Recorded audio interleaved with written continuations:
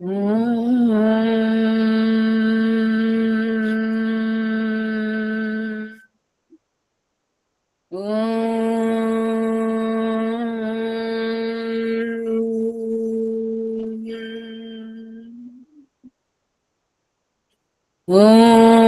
భూర్భువస్వః తత్సవితుర్వరేణ్యం భర్గో దేవస్య ధీమహి ధియో యో నః ప్రచోదయాత్. ఓం అసతో మా సద్గమయ తమసో మా జ్యోతిర్గమయ మృత్యోర్మా అమృతంగమయ. ఓం సహనావవతు సహనౌ భునక్తు సహ వీర్యం కర్వావహై తేజస్వినావధీతమస్తు మా విద్విషావహై. ఓం శాంతి శాంతి శాంతి. నమస్తే అమ్మ, అందరికి నమస్తే. అందరికీ నమస్తే. వేదాంత దర్శనంలోని ఈరోజు మన సూత్రము 6వ సూత్రము దృశ్యతేతు. అంటే మనం సృష్టి ఉత్పత్తిని తెలుసుకునే ప్రయత్నం చేస్తున్నాం. నిన్న అంటే మొన్నటి తరగతిలో ఏదైతే కారణం ఉందో ఆ కారణ పదార్థము నుండి ఏదైతే కార్యరూప వస్తువు తయారవుతుందో ఆ కార్యరూప వస్తువు తయారైన సామర్థ్యం కారణములో ఉందా లేదా అంటే మన ఋషులు వైదికులు ఉంది అని చెప్తారు. మరి ఉంది అన్నప్పుడు అంటే సూక్ష్మ రూపములో ఆ పదార్థములో ఆ అటువంటి రూపవంతమైన ఆకారము గల వస్తువు తయారయ్యే శక్తి సూక్ష్మ రూపములో ఉంది. అది స్థూల రూపములో తయారు చేయబడాలి అంటే అది చేతన కర్త మీద ఆధారపడి ఉంది. ఉదాహరణకి ఇప్పుడు మట్టి తీసుకుందాం. మనం మట్టి నుండి కేవలం కుండనే తయారవుతుందా అంటే అటులా కాదు. ఆ మట్టిని గనక ఒక మంచి పనితరము ఉన్నటువంటి వ్యక్తి దగ్గరికి వెళ్తే అతను ఆ మట్టితో త్రాగునీటి కుండైనా సరే అనేక రకాలుగా డిజైన్ చేయగలుగుతాడు. ఆ కుండ యొక్క ఆకారాన్ని ఆకర్షణీయముగా తయారు చేయగలుగుతాడు. కొంతమంది ఏంటి రొటీన్ గా కుండని ఒకే ఆకారంలో పెడతారు. ఇంకొంతమంది దాన్ని రకరకాలుగా తయారు చేయగలుగుతారు. అంటే మూల ప్రకృతిలో ఎంతటి సామర్థ్యం ఉంది అంటే చైతన్యకర్త దాని నుండి ఏదైనా ఆకారవంతమైన ఉపయోగపడే వస్తువుని తయారు చేసుకోగలిగే సామర్థ్యము చైతన్యకర్త మీద ఉంది. ఇప్పుడు మనం తంతువులని తీసుకుందాం. మూల రూపంలో తంతువులు ఉన్నవి. తంతువుల నుండి కేవలము అంటే ఒక చీర ఒక ధోతియే తయారవుతుందా? ఈనాడు అనేక డిజైన్ అంటే శిల్ప కళాకారులు వచ్చి రకరకాల ఇప్పుడు మనం చుడిదార్ అంటాం. అది కేవలం చుడిదారుగా ఉందా? దాంట్లో కూడా అనేక రకాలుగా ఆకర్షణీయంగా మనసుకి ఇష్టపడేలాగా అరే నేను కూడా ధరించగలగాలి భలే ఉందే అనే ఈ విధముగా వస్త్రాల యొక్క డిజైన్ చేయబడుతుంది. అంటే తంతువుల యందు చైతన్యకర్త తన బుద్ధితో తన సామర్థ్యముతో చక్కగా అనేక రకాలుగా వస్త్రాలని తయారు చేయగలుగుతాడు. ఎవరైనా వచ్చి లేదో ఒకప్పుడు దూది నుండి కేవలం ధోతిలు చీరలే అల్లేవారు అంటే అప్పుడు వాళ్ళ సామర్థ్యం అంతవరకే ఉండింది. వాళ్ళు దాన్ని తమ సామర్థ్యాన్ని ప్రయోగించడానికి కూడా వాళ్ళకి అవకాశం లేకపోవచ్చు. లేదా అప్పుడున్నటువంటి కట్టుబాట్ల వల్ల కూడా గ్రామస్తులు కూడా ఆ గ్రామ పెద్దలు లేదా గృహ పెద్దలు అటువంటి వస్త్రాలని తయారు చేయడానికి ఒప్పుకోలేదేమో. అంత మాత్రాన తంతువుల యందు ఆ సామర్థ్యం లేదని కాదు. మూల ప్రకృతిలో అనేక రకాలుగా ఎదగగలిగే సామర్థ్యం ఉంటది సూక్ష్మ రూపములో. ఉదాహరణకి ఇప్పుడు మర్రి చెట్టే ఉంది, అది చిన్న విత్తనమే. దానిని భూమి మీద మనం నాటిన తర్వాత మనం వదిలిపెడితే అది పొడుగ్గా పెరుగుతుంది. కానీ మాలిక్ అంటే తోటమాలి ఆ వృక్షాన్ని చక్కగా ఇంటిలాగా కూడా, ఇంటి ఆ కొమ్మ మీద మనం కూర్చొని ఇంకా పై కొమ్మ యొక్క డిజైన్ ఎలా చేస్తాడు అంటే, అది దూరం నుండి మనకు ఒక ఇల్లు, ఒక గూడు లాగా కనబడొచ్చు. అంటే ఆ కొమ్మలు వికసింపబడుతున్నప్పుడు వాటిని తనకు అనుకూలముగా డిజైన్గా వాటిని మలచగలుగుతాడు. వదిలిపెడితే అది ఆకాశం వైపు ఎదిగేది. కానీ ఆ మాలిక్ తన ఐడియాతో, తన బుద్ధి సామర్థ్యముతో ఆ కొమ్మలని చక్కగా ఒక చిన్న కుటీరం లాగా, ఉయ్యాల లాగా, అందులో మనమందరం కూర్చొని ఆస్వాదించేలాగా అదే చెట్టు కొమ్మలతో మెట్లు ఇలా కట్టగలిగే సామర్థ్యం ఉంది. మరి అదే అటువంటి మర్రి విత్తనమే మరొక గ్రామములో అది కేవలం వృక్షంగా ఉంది. కానీ ఇక్కడ దాన్ని ఆ వ్యక్తి చిన్న అంటే లేత కొమ్మలున్నప్పుడే దాన్ని ఎలా మలుపు తిప్పాలో అలా మలుపు తిప్పి దాన్ని అందంగా తయారు చేయగలుగుతాడు. అంటే ప్రకృతిలో ఉన్నటువంటి ఏదైతే సామర్థ్యం ఉందో అది సూక్ష్మ రూపంలో ఉండదని కాదు. కానీ ఆ సూక్ష్మ రూపంలో ఉన్న సామర్థ్యము దాన్ని మనము ఉపయోగించుకునేలాగా మన చక్షురాది ఇంద్రియాలకు, మన మనస్సుకి ఆహ్లాదంగా ఉండేలాగా నిర్మాణం చేసుకోవలసిన బాధ్యత ఇది మన మీద ఆధారపడి ఉంది.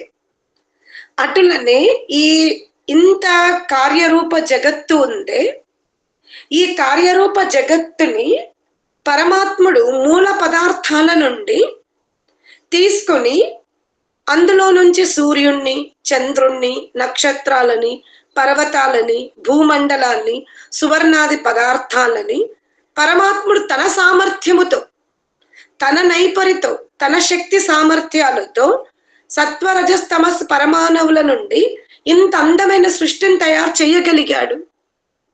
మానవుడు కూడా ఈనాడు ఈ కార్యరూప జగత్తు నుండి ఎంతో విజ్ఞానాన్ని తయారు చేస్తున్నారు.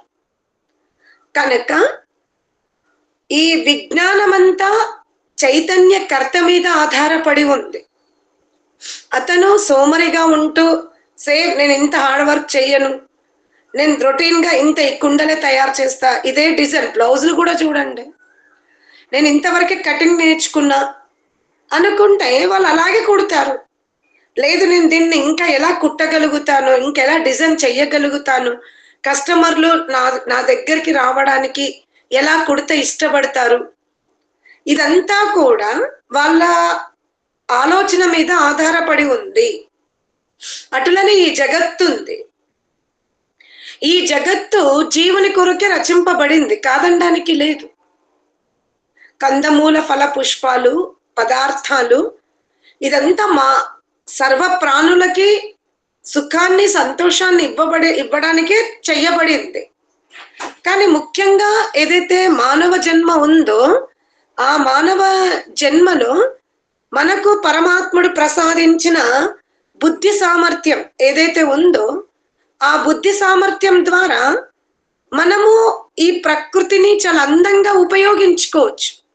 మన దినచర్యని మనం సరిగ్గా ఉపయోగించుకుంటే ఈ శరీరము ద్వారా మనం ఎంతో ఆహ్లాదాన్ని పొందొచ్చు, ఎంతో దుఃఖాన్ని ఆస్వాదించవచ్చు. ఇది మన మీద ఆధారపడి ఉంది. అటులనే ఈ బ్రహ్మ యొక్క సృష్టిలో మనం మానవ జన్మ ఎత్తాం. ఇది కంపల్సరీ కాదు. అంటే నువ్వు మానవ జన్మ ఎత్తినవంటే ఋషులు చెప్తున్నారు, ఈ వేదాంగ పరాయణులు చెప్తున్నారు, యోగులు చెప్తున్నారు, తపస్సులు చెప్తున్నారు. నీవు నీ జన్మని సార్థకం చేసుకోవాలి అంటే ఆధ్యాత్మిక మార్గాన్ని స్వీకరించవలసిందే. నువ్వు స్వీకరించకపోతే నరకానికి వెళ్తావు, ఇదంతా గురువులు తమ శిష్యులకి చెప్తున్నారు. కానీ ఇప్పుడు ఒక మనిషి ఉన్నాడు, ఒక మనిషి తల్లిని తండ్రిని అయితే ఎటువంటి సేవ చెయ్యడు, తోబుట్టువులని కూడా పెద్దగా పట్టించుకోడు. కానీ ధనము బాగా సంపాదించి ఒక వృద్ధాశ్రమాన్ని కట్టాడు. అలాగే ఎవరైతే తల్లిదండ్రులు లేని మంచి బుద్ధి తీవ్రత ఉన్న పిల్లలు ఉంటారో వాళ్ళందరినీ ప్రోగు చేసుకుని మంచి విద్యాలయం పెట్టి తనే టీచర్లకు వేతనం ఇచ్చి ఆ పిల్లలకి చాలా భవిష్యత్తు కోసం ఉపయోగపడతారు. చూస్తే తన రక్త సంబంధికులని, తనకు జన్మనిచ్చిన అమ్మ నాన్నని పట్టించుకోలేదు, సేవ కూడా చేయలేదు. కానీ ధనికుడై ఈ మంచి పనులు చేశారు. ఇప్పుడు మరి మీరేమంటారు దీన్ని? వాడు నీచుడు అంటారా? వాడు నరకానికే వెళ్తాడు అంటారా మీరు? ఎందుకంటే అతను ఒక 10 మందికి అన్యాయం చేశాడు, కానీ వేలాది మందికి న్యాయం చేశాడు. ఇప్పుడు ఒక వెనుకబడినటువంటి ఒక విద్యార్థిని వాళ్ళ పేరెంట్ చదివించుకోలేకపోతే ఈయన చదివిస్తే ఆమె ఒక పెద్ద శాస్త్రవేత్త అయింది. దానివల్ల ప్రపంచానికే ఉపకారం జరిగింది. ఇప్పుడు ఆయన కర్మ ఏమైంది? ఆయన కర్మ ఏమైంది? ఇప్పుడు ఆ అమ్మాయిని తను చదివిపీయడం వల్ల ఆ అమ్మాయి ఒక మంచి శాస్త్రజ్ఞురాలై లోకోపకారం చేసింది. ఇప్పుడు ఆయన కర్మ పెరిగిందా తగ్గిందా? మారింది. ఏందమ్మా? పుణ్యకర్మలోకి మారింది. కేవలం కొంచెం యశస్సు తగ్గింది. ఏమనంటే దగ్గరున్న బంధువులు రోజు చూస్తున్న వీళ్ళు ఏమంటారంటే లోకాన్ని మాత్రం ఉద్ధరించాడు కానీ జన్మనిచ్చిన అమ్మ నాన్నకి అన్యాయం చేసిండు అంటారు. గంజి నీళ్ళు కూడా పొయ్యలేదు అని తిట్లు తింటాడు. యశస్సుకి అంత పెద్దగా యశస్సును సంపాదించుకోలేడు. కానీ చేసిన కర్మలైతే పుణ్యకర్మలోకి మారిపోతుంది. ఇంకొక వ్యక్తి ఉంటాడు గ్రామంలో, పెద్దగా సంపాదించడు కానీ తల్లిదండ్రులు చాలా బాగా చూసుకున్నాడు. అంటే ఇప్పుడు వీడు వ్యర్థమైన జీవితం గడిపినట్ట కాదు. అదే ఋషులు చెప్తారు, ఎవరైతే 2 చెయ్యగలుగుతారో, ఇటు జన్మనిచ్చిన తల్లిదండ్రుల్ని బాగా చూసుకున్నాడు, అటు లోకోపకారం కూడా చేశాడు. ఇప్పుడు అతని యొక్క యశస్సు చాలా పైన ఉంటది. కానీ శరీరాన్ని పట్టించుకోలే, రోగభయం చేసుకున్నాడు. అమ్మ నాన్నకు సేవ చేసి లోకాన్ని ఉద్ధరించడానికి పరిగెత్తి తన శరీరాన్ని మాత్రం అస్తవ్యస్తంగా అనేక వ్యాధులతో వృద్ధి చేసుకున్నాడు. ఇప్పుడు మీరేమంటారు? అతన్ని మెచ్చుకుంటారా తిట్టుకుంటారా? కూడా తప్పే కదా, తనది కూడా చూసుకోవాలి. ఇంకో వ్యక్తి ఉన్నాడు, తల్లిదండ్రులకి సేవ చేశాడు, తనని చక్కగా ఆరోగ్యంగా కాపాడుకున్నాడు, లోకోపకారం కూడా చేశాడు. ఇప్పుడు నేను మీ ముందు ఇంతమంది పాత్రలు పెట్టిన, మీరు దేన్ని స్వీకరిస్తారు? ఈ ముగ్గురికి చేసిన ఆయనను స్వీకరిస్తాము. 3 మీద వెళ్ళిన వాడిని స్వీకరిస్తారు. అదే పరమాత్ముడు చెప్తాడు. అరే నువ్వు అమ్మ నాన్నకి సేవ చెయ్యకపోయినా, నువ్వు అక్కడ కొంత పర్సంటేజ్ వాళ్ళ రుణం తీర్చుకోకపోయినా, నీ ధనము వల్ల ఒక అమ్మాయి ఒక అబ్బాయి శాస్త్రజ్ఞులయ్యి లోకోపకారం చేసినప్పుడు ఈ పాపము కంటే నువ్వు చేసిన పుణ్యమే కాబట్టి నీకు మానవ జన్మ లభిస్తుంది. నేనేమి ఇయ్యనని అనట్లేదు పరమాత్ముడు. కాకపోతే అమ్మ నాన్నకి యొక్క రుణం నువ్వు ఇంకా తీర్చుకోలేదు, అది ఉంది. కానీ అతని యొక్క విశాల హృదయం వల్ల, ఎంతో మంది విద్యావంతులు అవ్వడం వల్ల ఇప్పుడు భగవంతుని దృష్టిలో అతను మరి చెడ్డవాడైతే ఎవరు పరమాత్ముడు ఎవరిని చాలా గొప్ప అన్నాడంటే ఎవరైతే జన్మనిచ్చిన అమ్మ నాన్నకి సేవ చేశాడు, తన యొక్క శరీరాన్ని చాలా జాగ్రత్తగా చూసుకుంటాడు. చూసుకున్నాడు, వీలైనంత వరకు లోకానికి కూడా ఉపకారం చేసుకున్నాడు. కానీ ఆత్మ కళ్యాణం చేసుకోలేదు. కేవలం యమ నియమాలు అంటే వ్యాయామం చేసి చక్కటి ఆ శరీరానికి జీర్ణమయ్యే ఆహార పదార్థాలను భుజించి ప్రసన్నంగా ఉంటూ సామాన్యంగా గడిపాడు. ఇప్పుడు మీరు ఇతన్ని శ్రేష్ఠులు అంటారా? లేదా ఇంకొక వ్యక్తి ఉన్నాడు, తల్లిదండ్రులకి సేవ చేశాడు, తన శరీరాన్ని ఆరోగ్యంగా కాపాడుకున్నాడు, ప్రతి నిత్యము అష్టాంగ యోగము ద్వారా సన్యస్త జీవనం గడిపాడు, చుట్టుపక్కల వాళ్ళకి ధనము ద్వారా, వస్త్రము ద్వారా, భోజనాదుల ద్వారా ఎటువంటి ఉపకారము చెయ్యకపోయినా తనకు తెలిసినటువంటి ఆ సత్ప్రవర్తన వలన ఎవ్వరిని కూడా ఏ రోజు పల్లెత్తు మాట అనడు, వాళ్ళ వృద్ధిని చూసి ప్రసన్నంగా ఉంటాడు, ఎవరైనా సలహాలు అడిగితే సలహాలు ఇస్తాడు, కానీ ఎవ్వరి విషయంలో ఎటువంటి అధర్మ ఆలోచన కానీ అధర్మ మార్గము కానీ ఎప్పుడైనా చెయ్యలేదు. ఇప్పుడు ఎవరు శ్రేష్ఠులు మరి పరమాత్మ దృష్టిలో? లాస్ట్ ఆయన ఇతనే శ్రేష్ఠుడు. శ్రేష్ఠుడు. అందుకనే మంచోడు, దాన్నే సంస్కృతిలో శ్రేష్ఠుడు, శ్రేష్ఠ తరుడు, శ్రేష్ఠ తమ్ముడు, సర్వశ్రేష్ఠోత్తముడు. వీడు మంచివాడే, వాడు మంచివాడే, వాడు మంచివాడే, కానీ ఇతనికి మించిన ఇంకా మంచితనం ఇంకా లేదు వేరే వాళ్ళలో లేదు. అర్థమైందా? ఎవ్వరికి కీడు చెయ్యడు, అలానే ఎవ్వరికి రుణపడలేడు, అలానే తన శరీరాన్ని కూడా వదిలిపెట్టలేదు, శరీరముతో పాటు ఆత్మ కళ్యాణము కూడా చేసుకున్నాడు. అంటే ఇక్కడ అదే చెప్తున్నాడు. ఇప్పుడు ఇలానే ఉండాలి, ఇలా ఉండకూడదు అనేది గురువులు చెప్తారు, తల్లిదండ్రులు కూడా చెప్తారు.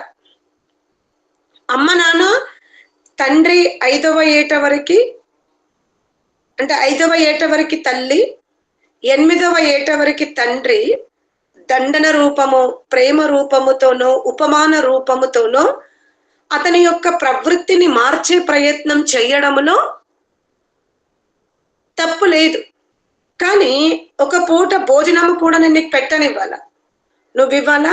అసత్యం ఆడినవు, ఈశ్వర ఉపాసన చెయ్యలేదు, అగ్నిహోత్రానికి కనీసం సమిదలు కూడా తెచ్చివ్వలేదు, కూర్చోవడం పక్కన పెడితే దాన్ని సిద్ధం చేయడానికి కూడా నువ్వు ఇష్టపడలేదు, కేవలం సోమరిగా పడుకొని ఉన్నావు, పొన్నికేమైనా జ్వరం వచ్చిందంటే జ్వరం కూడా లేదు, తినడానికి మాత్రం అల్పాహారం సిద్ధంగా ఉండగానే తినడానికి వచ్చావు.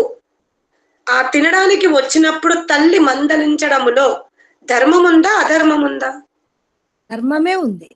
ధర్మమే ఉంది. ఎందుకంటే తల్లికి పిల్లవాడు తినాలని సిద్ధం చేసింది భోజనం. కానీ తల్లి ఎంత దూరదృష్టితో ఉందంటే, వీడు శరీరానికి భోజనం పెట్టకపోతే శరీరం బలహీనం అవుతుంది, అగ్నిహోత్రము చెయ్యకపోతే పంచభూతాలకు అప్పుంటాడు, సంధ్య చెయ్యకపోతే ఇతని ఇంద్రియాలు శిథిలమవుతాయి, వీక్ అవుతాయి, కృతజ్ఞుడవుతాడు, ధ్యాన మార్గమును ఎన్నుకోకపోతే ఆత్మ కళ్యాణం జరగదు అని తల్లి శరీర భోజనము నుండి ఆత్మ భోజనం వరకు దృష్టిలో పెట్టుకొని పిల్లవాడిలో ఆ ప్రవృత్తి రావడానికి ఆమె అనేక ఉపాయాలు చెయ్యొచ్చు. కానీ వాడిని పట్టుకుని ఇక వీపు పగలగొట్టింది, పాపం వాడు స్కూల్కి వెళ్ళలేకపోయాడు, నిద్రపోలేకపోతున్నాడు, కొట్టినందుకు నడుము ఇరగొట్టింది. ఇప్పుడు ఆ తల్లి ఉద్దేశం మంచిదే, కానీ ఎన్నుకున్న మార్గం తప్పుడు మార్గం. అది పరమాత్ముడు చెప్తాడు. నీవు నీ పిల్లవాడిని ఒక మంచి మార్గంలో పెట్టాలనుకోవడంలో తప్పు లేదు, కానీ శరీరము అవయవ ఛేదనం అయ్యేలాగా దండనం మాత్రం చేయకూడదు. ఇది పరమాత్ముడు చెప్తున్న నియమాలు. యోస్మాన్ ద్వేష్టి. ఇప్పుడు లోకంలో చాలా మంది మానవ జన్మ ఎత్తుతారు, ధనైశ్వర్యాలకు స్వాములవుతారు. చక్కగా ఆ ధనము ద్వారా భవనాలు, వాహనాలు, సువర్ణాది పదార్థాలు, రంగురంగుల ప్రపంచంలో ఆస్వాదిస్తారు. అంటే ఇప్పుడు వాళ్ళని పరమాత్ముడు నువ్వు మానవ జన్మ ఎత్తి నా ఉపాసన చెయ్యలేదు, నా నామస్మరణ చెయ్యలేదు అని భగవంతుడు అతన్ని మీరు కొడతారు అనుకుంటున్నారా? చెప్పండి. ఆయన మరణ పర్యంతము ఆ ధనము ద్వారా తన భార్యా బిడ్డలతో చాలా సుఖవంతమైన జీవితం గడిపాడు. వాహనాదుల ద్వారా, వస్త్రాల ద్వారా, సువర్ణాది ఆభరణాల ద్వారా తనకు నచ్చినట్టుగా జీవించుకుంటూ వెళ్ళిపోయాడు. మరణం అయిపోయింది. అంటే ఇప్పుడు ఆ వ్యక్తిని భగవంతుడు దండిస్తాడా, ద్వేషిస్తాడా, ఏం చేస్తాడు? ఏం ద్వేషించాడమ్మా. అతను చేసిన మంచి పనులకు మంచి కర్మలు ఇస్తాడు, వీటికి ఏది ఏ కర్మకు ఆ ఫలితాన్ని ఇస్తూ ఉంటాడు. మనం తెలుసుకోండి, ఇక్కడ అతను ధనికుడుగా పుట్టి లోకోపకారం చేయలేదు, అలా అని దుష్టులని, దుష్ట కార్యములను కూడా అతను చేయలేదనుకోండి, ఏమన్నాడు దేవుడు? అందుకని మానవ జన్మ ఎత్తిన తర్వాత జీవ స్వాతంత్రం తెలుసుకోవడానికి ఇక్కడ ప్రకృతి తత్వం చెప్తున్నా. ఇప్పుడు కుమ్మరివాడు ఉన్నాడు, నేను మట్టితో ఇన్ని కుండలు తయారు చేస్తాను, నేను నా దగ్గర ఇంకా డిజైన్ చేయడం నాకు రాదు అంటే మీరు ఇప్పుడు అతనితో కొట్లాడడం కరెక్టా? నాకు ఇలాంటి డిజైన్ కావాలయ్యా, చేసి పెట్టు, చేయకపోతే నువ్వేం మనిషివి అని కొట్లాడడం కరెక్టా? లేదా మీకు నచ్చినట్టుగా డిజైన్ చేసే కళాకారుని వెతకడం కరెక్టా? నాకు నచ్చినట్టు డిజైన్ చేసే కళాకారుని వెతకడం కరెక్ట్. అంతేగాని అందుబాటులో ఉన్న వ్యక్తినే నువ్వు ఇలాగే చెయ్యు, నేను ఇలాగే కొంటా, అప్పుడే నీకు డబ్బులు ఇస్తా అనడం కరెక్ట్ కాదు. అడగొచ్చు, నాకు ఇలా ఉంది, నేను ఒక దగ్గర చూసా, అది మీరు చెయ్యగలుగుతారా అని మనం ప్రేరణ మాత్రం ఇవ్వగలుగుతాం. అలాగే ఋషులు కూడా మనందరికీ ఈ ప్రకృతి తత్వమును చూడండి, ఈ శరీరంలో ఉన్న బుద్ధి కానీ, మనస్సు కానీ, ఇంద్రియాలు కానీ ఇవన్నీ మూల ప్రకృతి నుండే పుట్టినవి. నువ్వు వీటిని ధర్మం వైపు ఉపయోగించుకుంటావా, అధర్మం వైపు ఉపయోగించుకుంటావా? నీవు ధర్మం వైపు ఉపయోగించుకుంటే నీకిట్టి సుఖ ఫలం లభిస్తుంది. అధర్మం వైపు ఉపయోగించుకుంటే ఈ విధమైన దుఃఖవంతమైన జీవనం గడపాల్సి వస్తుంది. అందుకని నీకు లభించిన బుద్ధిని మంచి మార్గం వైపు తీసుకెళ్ళు. అంతేగాని ఆ బుద్ధి జడమని నీకు నచ్చినట్టుగా నేను ఉపయోగించుకుంటాను అంటే ఉపయోగించుకో, కానీ తర్వాత దాని పరిణామాన్ని కూడా నువ్వు అనుభవించవలసి వస్తుంది. అందుకనే ఏ ఆత్మ అయితే ఏ తన్మాత్ర నుండి కూడా పుట్టలేదు. ఇప్పుడు స్పర్శ తన్మాత్ర నుండి వాయువు, శబ్ద తన్మాత్ర నుండి ఆకాశము, రూప తన్మాత్ర నుండి అగ్ని, రస తన్మాత్ర నుండి జలము, వాయు అంటే స్పర్శ తన్మాత్ర నుండి వాయువు, గంధ తన్మాత్ర నుండి పృథివీ పుట్టిందో, అంటే స్పర్శ, రూపము, రసము, గంధము, శబ్దము, ఈ పంచ తన్మాత్రల నుండి ఈ పంచభూతాలు పుట్టినవి. ఆ పంచభూతాల నుండి ఈ వివిధ కార్యరూప జగత్తు, అందులో నుంచి సూర్యుడు, చంద్రుడు, నక్షత్రాలు, వివిధ వనస్పతులు, ఔషధాలు, తుమ్మెదలు, ఇదంతా కూడా పంచభూతాల నుండి జరిగింది.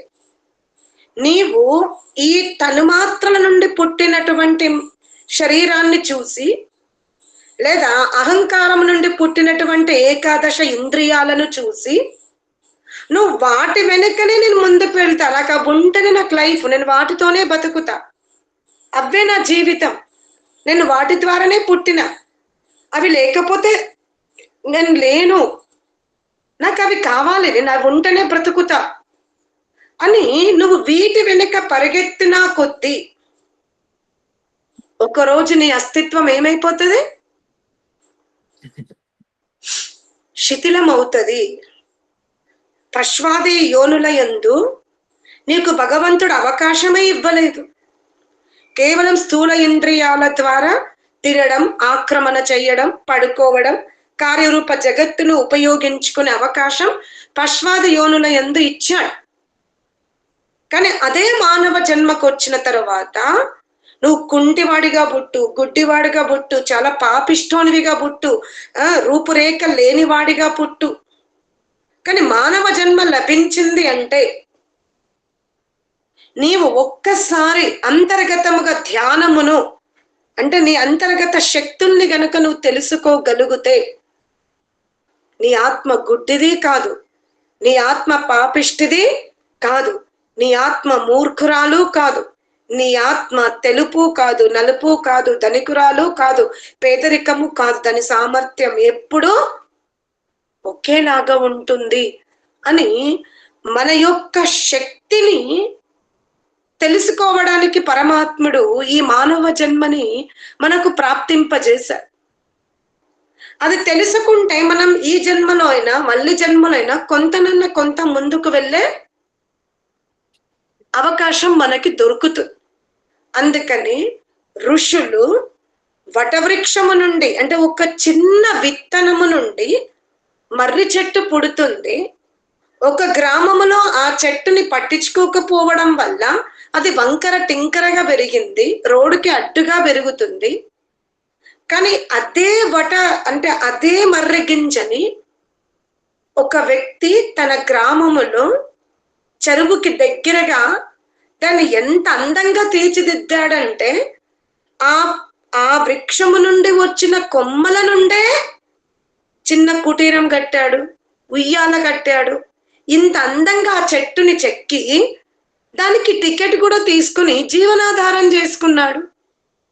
అంటే ఇది వటవృక్షములో ఉన్న సామర్థ్యముకి మనం డబ్బులు కడుతున్నాం. కానీ ఆ సామర్థ్యాన్ని ఎవరు బయటకు తీశారు అంటే ఆ బుద్ధిని ఉపయోగించి మానవాళికి ఆహ్లాదకరంగా ఉండాలి అంటే ఈ చెట్టుని ఎలా డిజైన్ చెయ్యొచ్చు అనేది శ్రమించాడే. అంటే ఆ ఊర్లో అడ్డం దిడ్డంగా పెరిగిన ఆ విత్తనానికి ఇక్కడ ఇంత అందంగా తయారైన విత్తనానికి వ్యత్యాసం ఏంటి? లోపం విత్తనములో ఉందా లేదా చేతన కర్తలో ఉందా? చేతన కర్తలో ఉంది. చేతన కర్తలో ఉంది. అలాగే మనము కూడా ఈ మానవ శరీరాన్ని తన్మాత్రల ద్వారా తయారైన అహంకారం నుండి తయారైన ఇంద్రియాల వలలో పడకుండా ఇంకా సూక్ష్మంలోకి వెళ్ళి ఈ జగత్తు ఏదైతే మెయిన్ మెటీరియల్ ఉందో ఆ మెయిన్ మెటీరియల్ దాన్ని పట్టుకుని పరమాత్ముడు ఇంత గొప్ప జగత్తుని తయారు చేశాడు. నన్ను పుట్టించే శక్తి సామర్థ్యం భగవంతునికి లేదు. కానీ నేను చేసిన కర్మల వలన, నేను పెట్టుకున్న కోరికల వలన, నాలో ఉన్న అసూయ వలన, నాలో ఉన్న రాగద్వేషము వలన, నాలో ఉన్న స్వామిత్వము వలన నేను అతని ద్వారా రచింపబడినటువంటి ఈ సృష్టిలో వివిధ పాపరూప యోనిల్లోకి వెళ్తున్నాను. అసలు నేనే ఇటువంటి రాగద్వేష రహితముగా ఇటువంటి అధర్మ కర్మలు చెయ్యకపోతే, నేను అతని ద్వారా ఇవ్వబడిన సామాగ్రినే ఉపయోగించుకోకపోతే అతను నన్నేం చేస్తాడు? ఏం చేయలేడు కదా. అని ఎప్పుడైతే ఆత్మ తన సామర్థ్యాన్ని తెలుసుకుంటుందో అప్పుడు మనకు అర్థమవుతుంది నిజముగా పరమాత్ముడు నన్ను పుట్టించలేదు, పరమాత్ముడు నాకు కర్మానుసారంగా ఈ దేహాన్ని మాత్రమే ఇచ్చాడు. అందుకనే ఋషులు ఏం చెప్తున్నారంటే శరీరానికి పరమాత్ముడు ఉపాదానకర్త, నిమిత్తకారకుడే.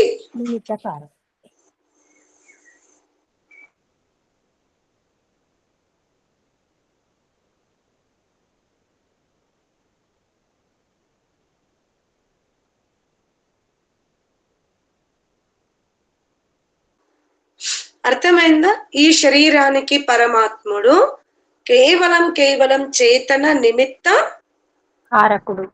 కారకుడు. మనమందరము కర్మలు చేసి ఈ దేహములో బంధింపబడ్డాం. ఈ శరీరాన్ని మనము పుట్టించలేం. మూల ఉత్పత్తిని పరమాత్ముడు కూడా పుట్టించలేదు. కనుక మనము ఎటువంటి శరీరంలోకి ప్రవేశించాలి, ఎటువంటి లోకములో ప్రవేశించాలి, ఎటువంటి బుద్ధి సామర్థ్యానికి మనం స్వాములం అవ్వాలి అని యోజన చేసుకునే అవకాశాన్ని మనం ప్రస్తుతం మానవ జన్మలో చేసుకోవచ్చు. ఎన్ని పాపకర్మలు మన వెనుక నడవనివ్వండి, ఎన్నో కష్టాలు మన తుఫాన్ లాగా కొట్టుకపోనివ్వండి, కానీ మన సంకల్పంలో సత్యం ఉంటే, మన సంకల్పంలో ధర్మబద్ధమైన కోరిక ఉంటే, ఆ పురుషార్థాన్ని మనం ఆ తుఫాన్లోనే ప్రయత్నం చేస్తూ ఉంటే తప్పకుండా ఏదో ఒక రోజు తల వరకు వచ్చిన తుఫాను మన పాదాల కిందికే వెళ్ళిపోతుంది. అదే ఋషులు చెప్తున్నారు. మీరు ఈ ప్రకృతిని సూక్ష్మముగా తెలుసుకోండి. మీ శరీరములో వ్యాధులు కానివ్వండి, రూపురేఖలు కానివ్వండి, వస్తు సామాగ్రి కానివ్వండి, మీరు ఎదుర్కొంటున్న పరిస్థితులు కానివ్వండి, ఇవి ఏవి కూడా మీవి కావు.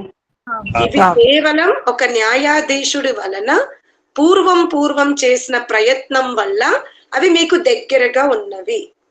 వాటిని అలాగే స్వీకరిస్తూ మీ సామర్థ్యాన్ని పెంచుకుంటూ మీరు ముందుకు వెళ్ళాలి. పరమాత్మ నుండి ఈ కార్యరూప జగత్తు తయారవుతది, కానీ మూల ప్రకృతి పరమాత్మ నుండి తయారు కాలేదు. అలాగే ఈ విధమైన శరీరాలు లభించడానికి మీ తల్లిదండ్రులు కూడా అక్కడ ఒక సాధారణ కారణముగా ఉన్నారు. పరమాత్ముడు కూడా అక్కడ నిమిత్త కారకుడుగా ఉన్నాడు. కానీ మీ కర్మలే మిమ్మల్ని ఈ యోనిలోకి పంపించలేదు. కనుక మనం ఇంతకంటే ఉత్తమమైన జీవితం అనుభవించాలి అంటే మనం ఏడుద్దామా లేదా ఉత్తమోత్తమ కర్మల్ని చేద్దామా?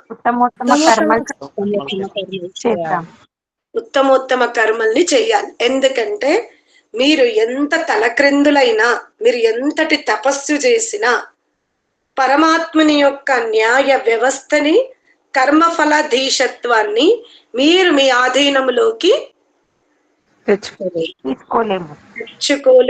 అతను ఈ సృష్టిని రచిస్తూనే ఉంటాడు, ఈ యోనుల యొక్క నిర్మాణం జరుగుతూనే ఉంటది. జీవుడు ఇందులోకి ప్రవేశించవలసే ఉంటది. అందుకనే ఒకే ఒకటి మనం చెయ్యగలుగుతాము. ఈ సృష్టి రహస్యాన్ని తెలుసుకుని మన సామర్థ్యాన్ని మనం వృద్ధి చేసుకుని బందీగా ఉండకుండా ప్రయత్నం మాత్రం